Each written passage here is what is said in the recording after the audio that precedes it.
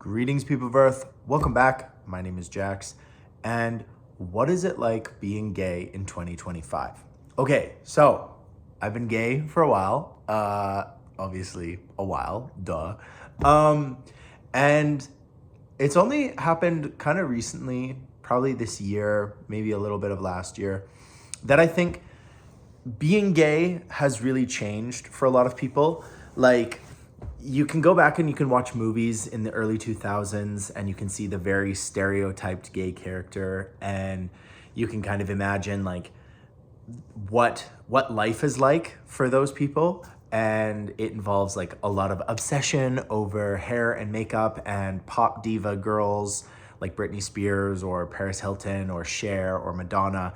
You know, you can kind of go back in the history and see the progression of like gay culture or what it's like being someone who is gay. And I think recently that has shifted, and we've kind of reached a moment where everything has diverged. Everything is becoming really multifaceted. Being gay, like defining what that means, has become really open-ended, which is awesome. You know, we're no longer being stereotyped.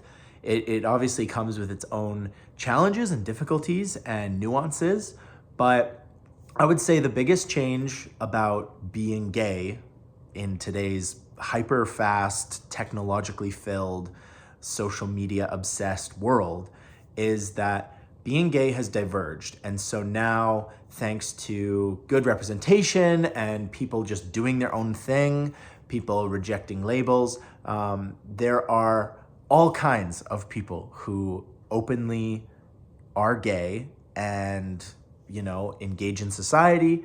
We've had people run for president of the United States.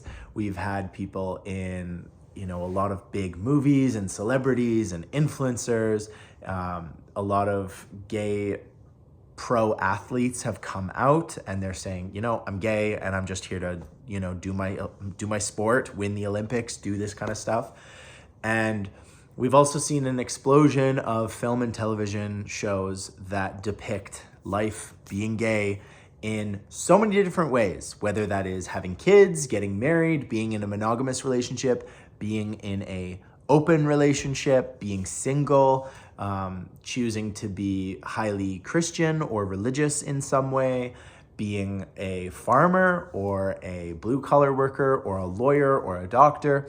So we've seen this huge explosion in what it really means to be gay. And I think on the whole, this is a good thing. But we've also seen culture change in a lot of dramatic ways as well.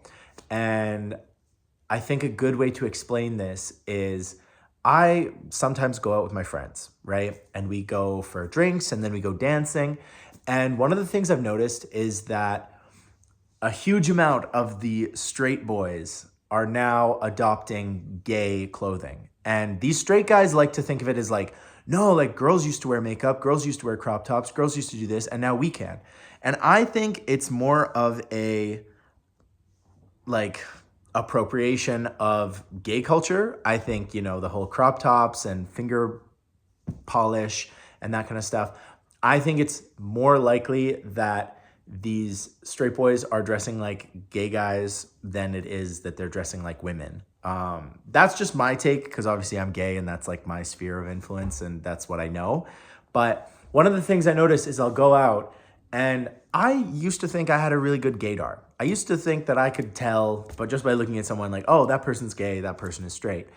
Now it is increasingly difficult because the gay people tend to dress a lot more straight. I mean, like I'm wearing like a jersey top, and I think gay people have integrated into society to such a degree that you will often, you know, come across gay men who instantly, you know, you can hear the voice, you can hear the tone of phrase, you can hear the way they, you know, carry themselves, what they wear, all of that stuff. You'll still meet those people.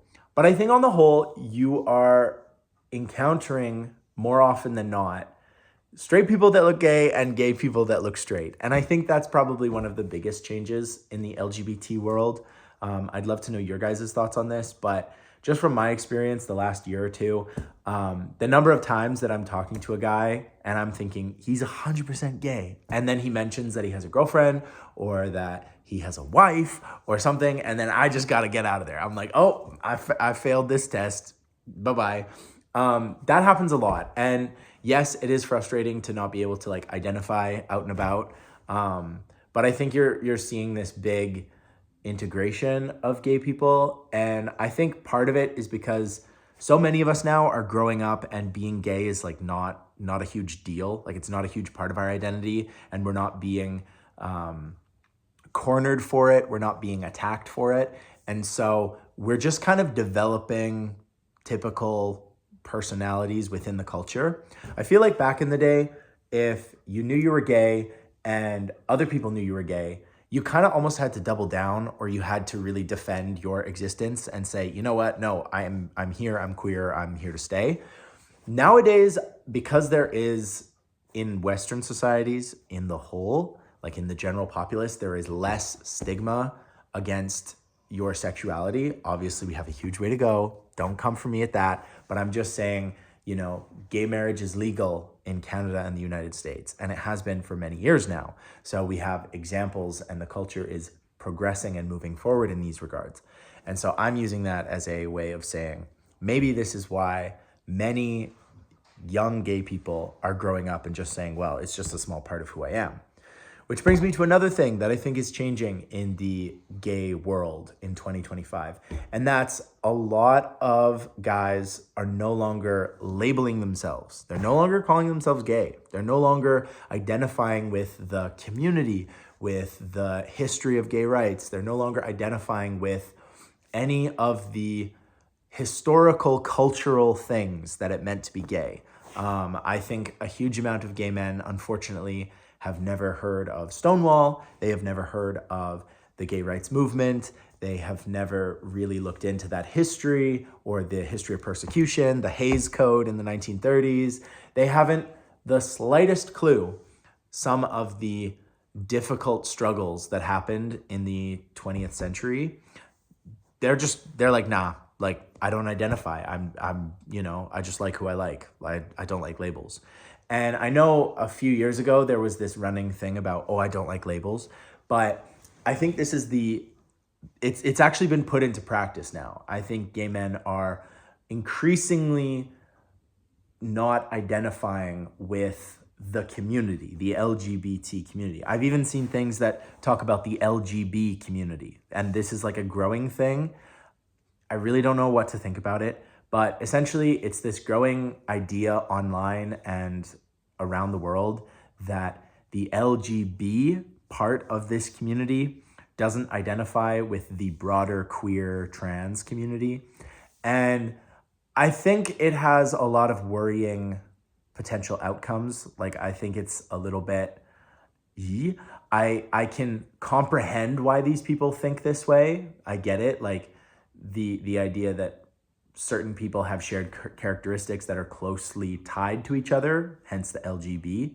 But if you're unaware of this, this is like a very big thing that's happening this year, that this sub-community within the broader like queer community is kind of making a stand and saying, actually, we are quite different and we don't want to be associated, which kind of sounds really mean. And I think it is really mean, but you know, depending on your stance and how far you take those ideas, like it is a thing that is happening. And like at the very least, that is what I have to say. Like it is a thing that is happening. Like these splits within the broader queer community are beginning to become a lot more apparent. Like I've seen videos talking about what is the LGB community and why these people have decided to declare their like independence from everything else.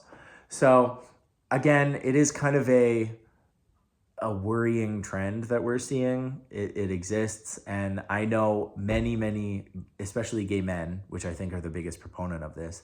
I know many gay men that feel this way, that feel as though they don't identify with the other branches of the community, and they are refusing to label themselves. They're refusing to really associate in a lot of ways.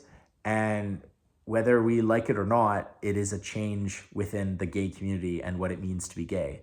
Because a lot of these young people who have grown up without the level of persecution and self-hate and fear of coming out of the closet, all of these young people who have grown up like this are really changing the way we see this, you know? And it's not just happening in the gay community. I think there's a lot to be said for people in this younger generation who are, you know, identifying as very conservative, very religious, very extreme on either the left or the right.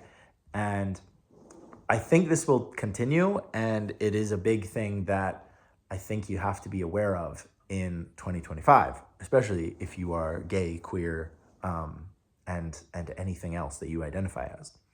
So I think those are the main parts about why being gay has changed. I think a lot can be said for the idea that being gay just isn't a big deal, you know? And I get it. I know that there are going to be activists and there are going to be people who are shouting from the rooftops being like, it is still so attacked and it is a minority and we are discriminated against.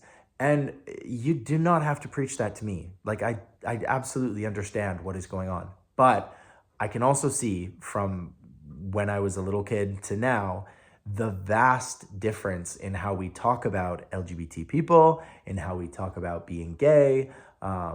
You know, like I grew up going to campfires and things like that where, you know, gay was like the boogeyman. Like that was the scariest thing you could talk about and nobody talked about it. Nobody discussed it. And now you have Disney shows that feature gay characters and have gay characters as their leads and all this kind of stuff. So you can't deny that there has been a huge shift and a huge change in what it means to be gay.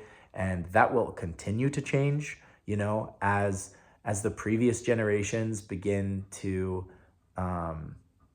leave their legacy and move beyond. That is going to change. Like the discussion and the discourse that we have is always going to change. You know, if you talk to someone from 1930, they would have very different opinions and memories and ideas and language than how we do today. And that does not disappear. You know, we are constantly evolving and changing. And I think the way the gay community is changing now is it's becoming more diversified. It's becoming more an everyday part of life. And with that comes some unique challenges and unique advantages and nuance. And I think broadly trying to paint the gay community in one color, that doesn't work anymore. You know, we are past the blanket stereotype age of what it means to be gay.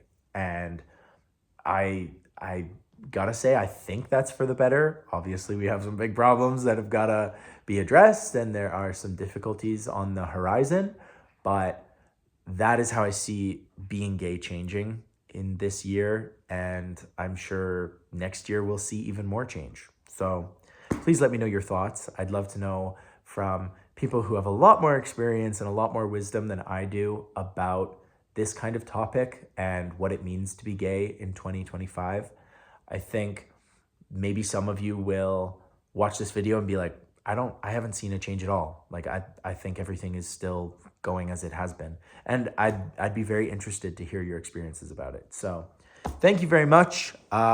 Whether you are gay in 2025 or not, I hope you're having an amazing year. I know it's been a hard one. It's been a crazy one.